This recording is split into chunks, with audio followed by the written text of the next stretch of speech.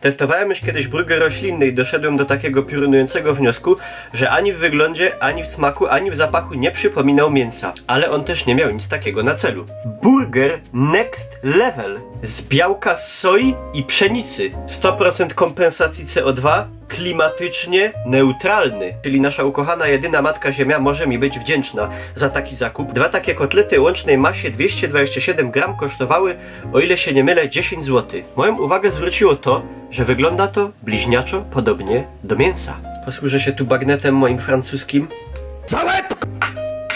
No musicie przyznać, że zarówno barwa, jak i konsystencja jest dość podobna do wołowiny. Może są trochę jaśniejsze, bardziej różowe. Żeby nie przedłużać i nie marnować waszego super cennego czasu, obróbkę termiczną i przygotowanie zaprezentuję wam, jak to się mówi, w skursie telegraficznym, czyli eins mig.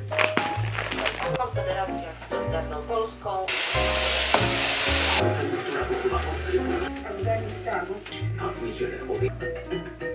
Pierwszy wniosek jest taki, że mięso bardzo szybko się przychytowywuje na patelni. Trzeba je bardzo często obracać. Tak to wygląda w przekroju. Różowiutkie. Ma kolor takiego steka medium rare, powiedzmy. Składników bardzo skromnie, żeby nie zabić smaku głównie tego wegańskiego burgera. Wyraźnie czuć przyprawę. Konsystencja o wiele delikatniejsza niż wołowego. Czy jakby ktoś związał mi oczy i podałby mi to, a obok tego burgera z wołowiny, czy miałbym problem z powiedzeniem, który jest mięsny? Otóż nie. Nie jest to smak mięska z krówki, które kocham ponad życie, ale to nie znaczy, że to jest złe, bo to jest naprawdę spoko. Czyli jakby ktoś z was nie spożywał mięsa z powodów zdrowotnych lub światopoglądowych, to możecie stestować. Jojda zmaszkeścić ta resztówka. Czym cieszę ludkowie? Prysk.